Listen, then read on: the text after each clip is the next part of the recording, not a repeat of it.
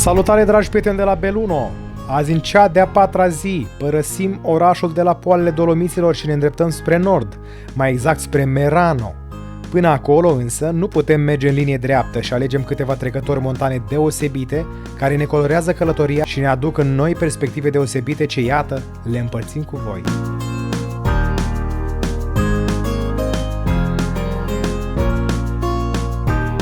După doar 30 de kilometri, iată-ne în pasul Croce Daune, la 1015 metri, devenit celebrul ca locul în care Tullio Campagnolo, în timp ce încerca și nu reușea să scoată roata din spate a bicicletei sale, a inventat axul cu eliberare rapidă. Am luat colațiune la Popas, după care, sub atenta privire a unui vechi motociclist italian, plecând la drum cu încurajările și aprecierile acesteia, nelipsite de urarea, tornate via casa Sani e Salvi, să ajungem acasă cu bine.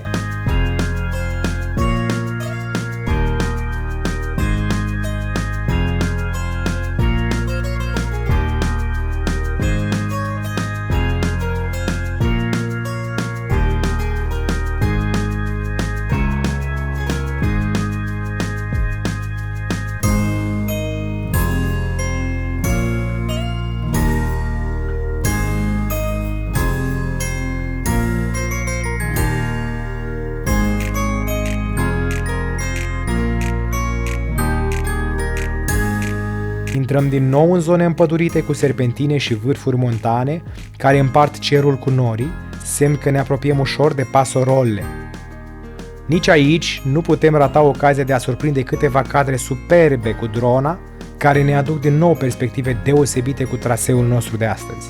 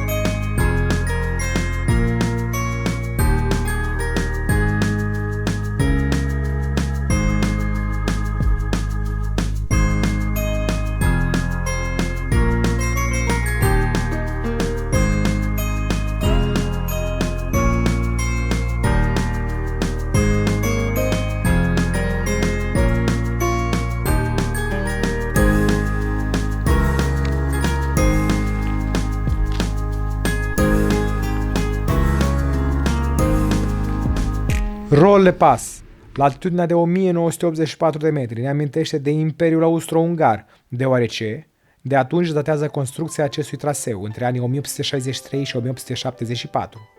Capela, situată la altitudinea de 1989 de metri, ne amintește de alpiniștii care au încetat din viață făcând ceea ce le plăcea cel mai mult în Dolomiți, să escaladeze munții care, iată că de multe ori, nu i-au iertat.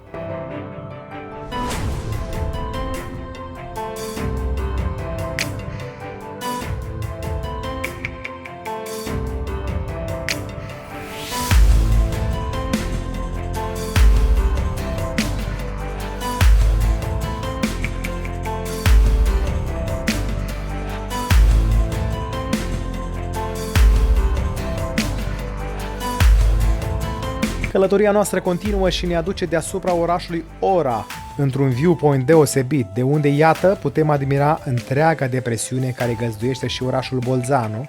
Pe drumul nostru întâlnim mulți motocicliști care abordează fel de trasee pentru toate categoriile de motociclete, însă noi continuăm pe SS42 către Mendola.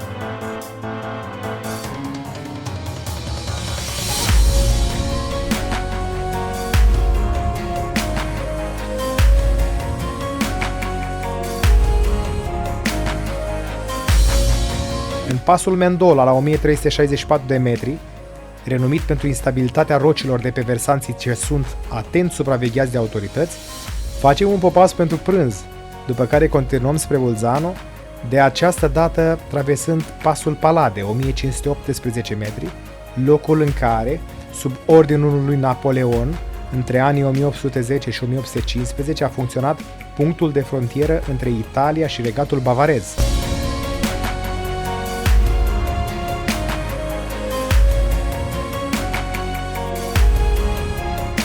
Spectaculoasa coborâre liniară spre Bolzano ne pregătește pentru ultima etapă a traseului de astăzi, care ne duce spre poalele pasului Stelvio, în stațiunea montană Solda, unde înnoptăm pentru o seară ploioasă și răcoroasă. Zona este așezată în capătul depresiunii, într-o pâlnie montană, creând un cadru deosebit și în același timp spectaculos.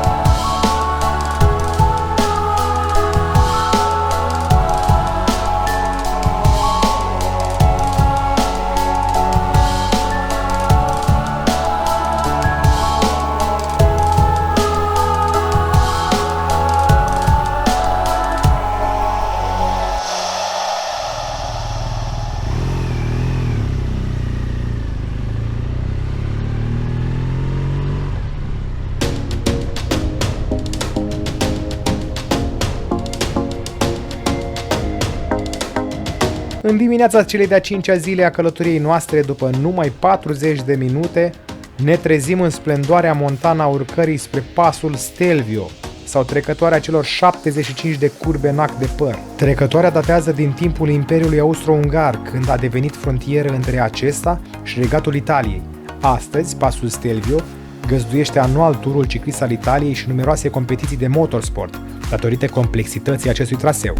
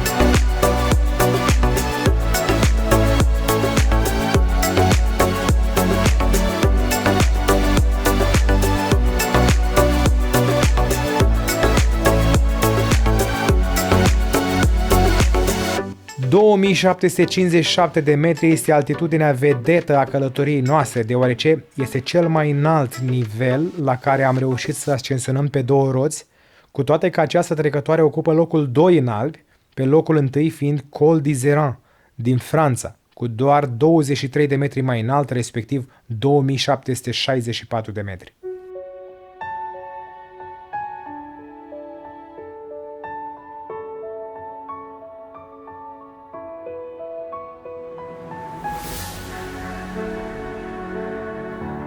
Aici nu ezităm să poposim la faimoasa terasă suspendată de la poalele ghețarului Stelvio, care ajunge la altitudinea de 3450 de metri, unde ridicăm drona din nou pentru câteva perspective de neuitat.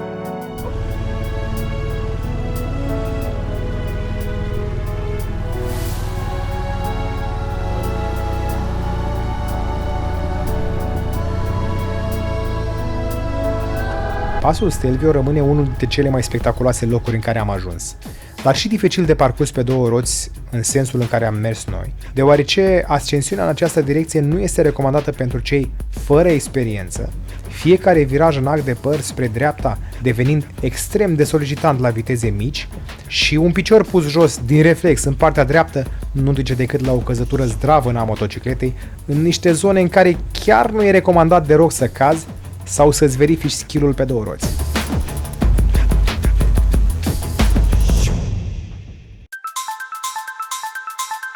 Călătoria noastră continuă către Bormio, însă în coborârea noastră dăm de bifurcația spre Umbra El Pass din Elveția și ne hotărâm să luăm micul dejun cu elementele ce le-am cumpărat de pe Stelvio pe marginea drumului într-un peisaj deosebit din Elveția.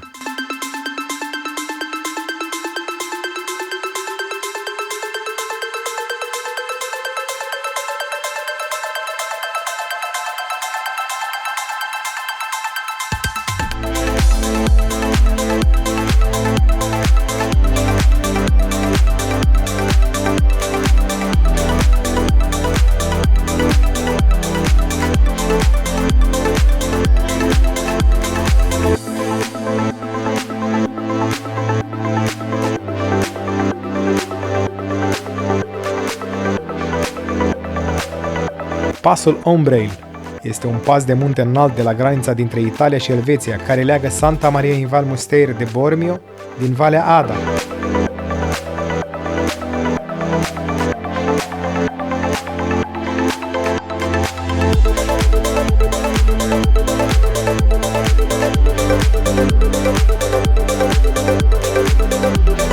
Cum românului stă bine să mănânce românește, cu mândrie întindem năframa moldovenească pe iarbă și luăm micul dejun în acest decor minunat, în mijlocul naturii.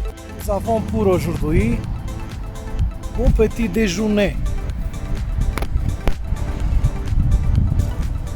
corespunzător, tradițional. Ici Elveția. Bun Ce mâncăm? apetit! Un cornăcior elvețean cu varză Varză și cu căprioară. și cu coarne de caprioară, da? Mănânci coarnele cu căprioară.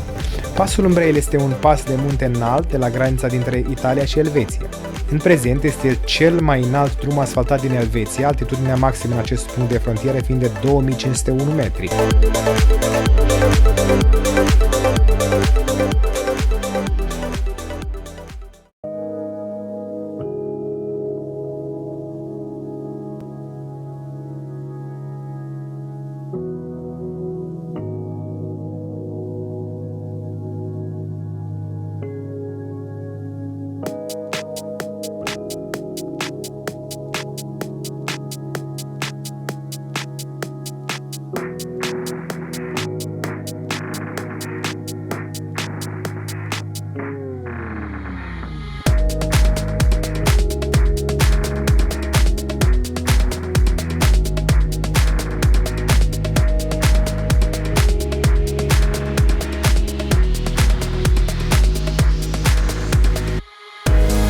Continuăm să coborâm către Bormio și în coborârea noastră spectacolul infrastructurii rutiere italiene continuă să ne ofere niște priveliști de neuitat, cu cascada del Braulio, serpentinele gemene, tunelurile semaforizate cu un singur sens, cât și cu micile cascade care se observă pe versanții de pe dreapta a coborârii noastre, pe unde zăpada topită își croiește drumul către poalele munților.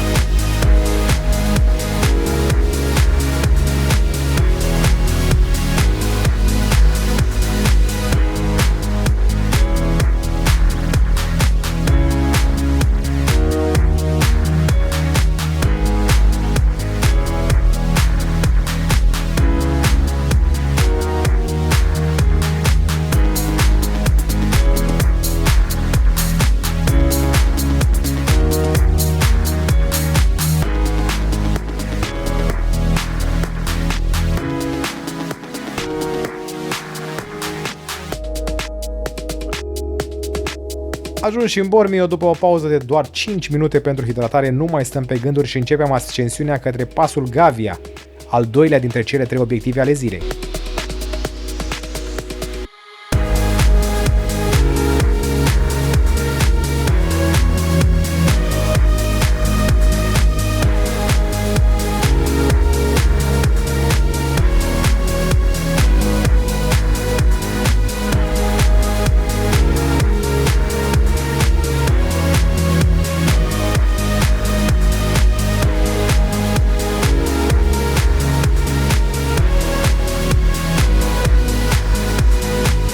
La altitudinea de 2621 de metri poposim în pasul Gavia, al 10-lea drum asfaltat ca înălțime din Alpi.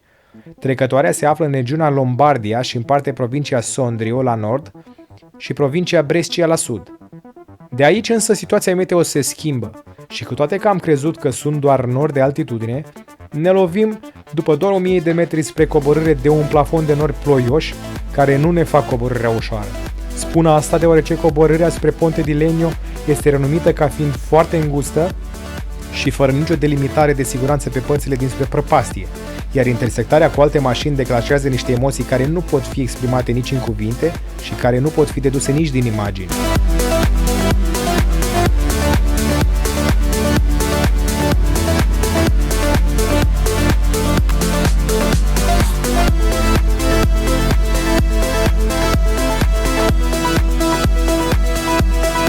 Cu greu, prin ploaie și frig, am trecut și prin pasul Tonale, la 1884 de metri, loc în care nu am reușit să ne bucurăm de peisaje deoarece norii erau la joasă altitudine. Ploaia măruntă era extrem de enervantă, plus foamea care ne dădea tercoale și amplifica nervii din toate unghiurile posibile. Trecem peste această etapă după prânzul târziu ce l-am servit la un restaurant bikers friendly, urmând ca ultima etapă a călătoriei noastre de astăzi să ne ducă de această dată, fără ploaie, în San Michel Adige, unde înoptăm și ne pregătim pentru o nouă zi spectaculoasă pe două roți. De aceea, până data viitoare la următorul episod, a căror notificare o veți primi după un subscribe la canalul nostru, ride safe și alege viața!